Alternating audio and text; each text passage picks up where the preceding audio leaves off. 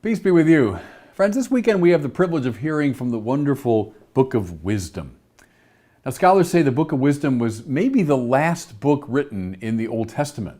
So, a lot of the Old Testament texts are from, let's say, around the year 500 BC to near the time of Jesus, and that little 500-year period. And the Book of Wisdom is written toward the very end of that period. It's a wonderful text. It's a series of sayings and aphorisms. You don't have to read it so much, cover to cover, but leaf through it, muse through it as you read these passages. Well, as you'd expect, a major theme of the Book of Wisdom is God's wisdom, but two other themes, I think, are His power and His love. What I want to do in this brief sermon is try to think together those three things: God's wisdom, God's power, and God's love. So our reading for today is taken from the 12th chapter of the Book of Wisdom. You might want to get home and take a look at your Bibles and read that chapter 12. But I want to go back just a little bit before chapter 12 to a passage in the Book of Wisdom that my spiritual hero, St. Thomas Aquinas, especially loved. And here's the passage. Referring to God's wisdom, it says, "She reaches mightily from one end of the earth to the other, and she orders all things well." She, wisdom, reaches mightily from one end of the earth to the other, and she orders all things well. Okay, so what's included in the divine providence? Everything. Everything, without exception. What does God have supervision over? Well, everything in His creation, from end to end. In both ancient and modern thought, there's a temptation to see God as kind of a distant power. The modern form we call deism. So God is a distant force that made the universe and then basically retired, leaving it to its own devices. God is, maybe concerned with some high elements of creation, but God isn't concerned with the details of things.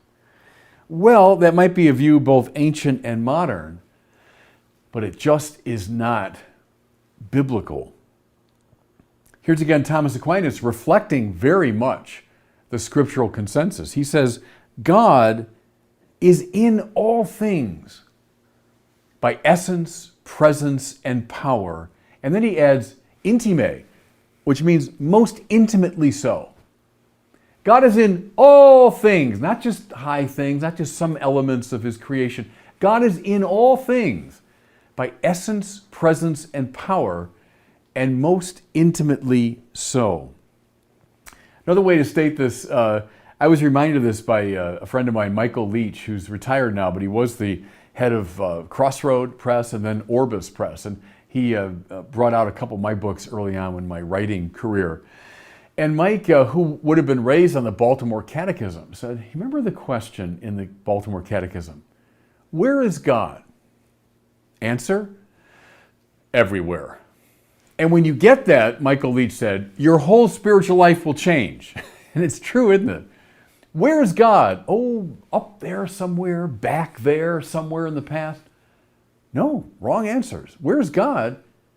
Everywhere. And see, the Baltimore Catechism was just reflecting Thomas Aquinas, who said He's in all things, and Thomas Aquinas was simply reflecting the Book of Wisdom, that God's wisdom and providence extends from end to end mightily and orders all things sweetly.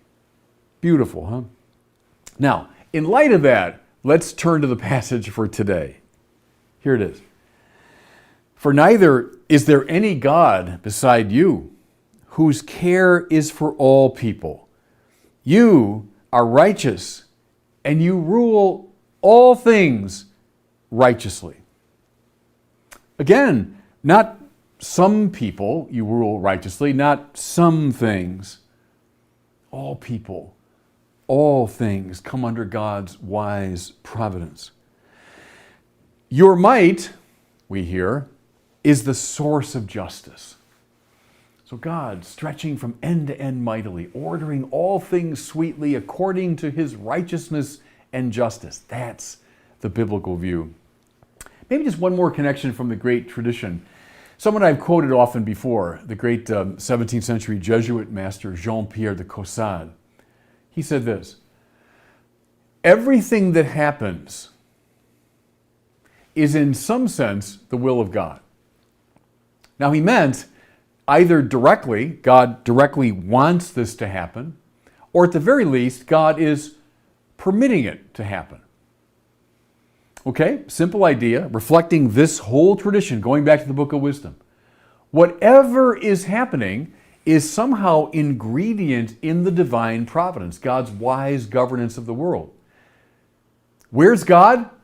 Everywhere, in all things, in all of our experience, no matter what is happening to you. Now, mind you, good or bad. See, it might be striking me as, that's a great thing for me, or that's a dangerous thing.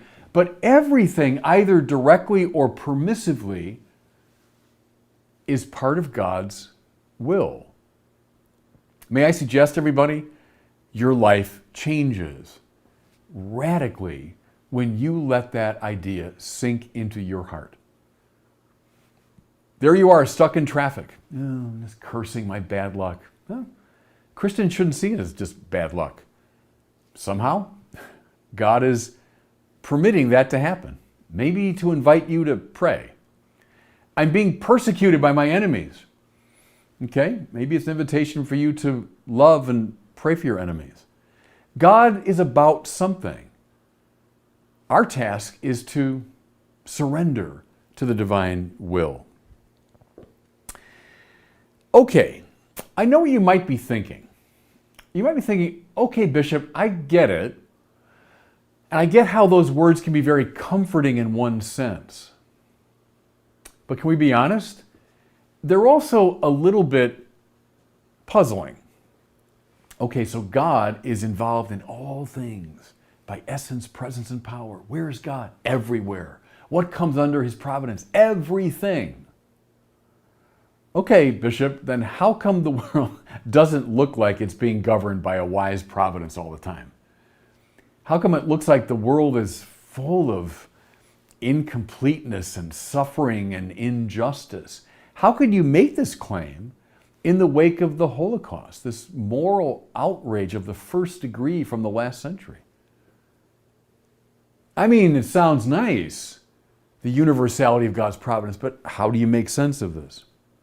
Well, to answer that, we'd have to do a whole course on the problem of suffering. Can I suggest, though, just one way to get at it? And remember, kosad, God's will either directly or permissively. So evil is at least permitted by God. But here's a way to get at it, perhaps. Think of the experience of traveling on the freeway when it's under construction.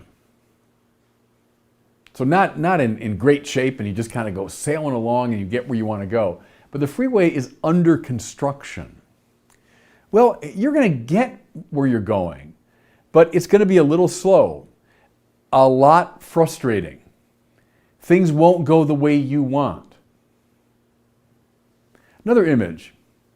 Suppose you're making your way through an artist's studio. And I've had that experience a few times.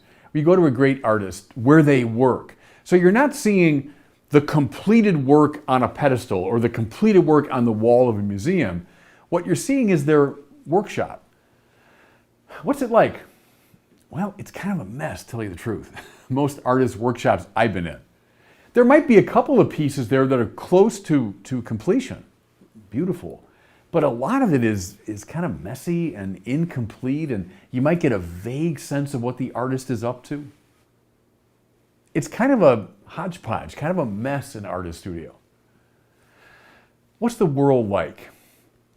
It's like a highway under construction.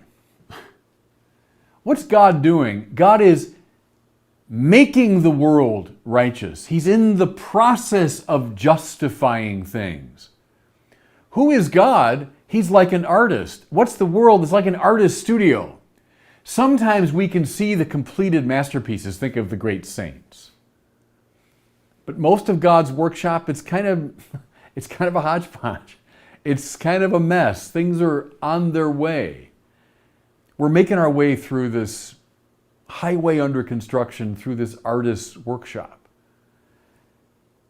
Can we trust, though, that all of it is under, finally, the divine guidance, the divine wisdom, the divine providence.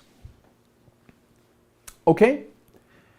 At this point, I want to make a transition to another insight from this very brief reading we have from wisdom. But gosh, it's packed full of insight. And here's the transition. So we've heard about God's all-embracing power. And you might say, and we're all sinners here, so we sinners might say, wow, wouldn't that be great to have all that power? Oh, what I would do. I'd reward those who are kind to me. I'd punish my enemies. I'd make sure that I had total control of my life. I would exercise that absolute power probably in a pretty aggressive way. But listen now to the book of wisdom. Your mastery, O Lord, over all things, makes you lenient to all. For you show your might when the perfection of your power is disbelieved. Wonderful, isn't it? Your mastery over all things. So there it is, stretching from end to end mightily. God's great power, his providential authority. It makes him not aggressive, not domineering, but rather lenient to all. Whom is he specially kind to? Those who disbelieve it. See, your power, for you show your might when the perfection of your power is disbelieved. I think, everybody, we're getting very close here to the heart of biblical revelation. Indeed, to the heart of Christ. One of St. Paul's most extraordinary claims has to do with power. Listen to this from 1 Corinthians. For God's foolishness is wiser than human wisdom, and God's weakness is stronger than human strength. Where is the power of God disclosed? And it's the paradox at the heart of Christianity. It's disclosed not in some mighty earthly king exercising authority. That's people like Caesar Augustus.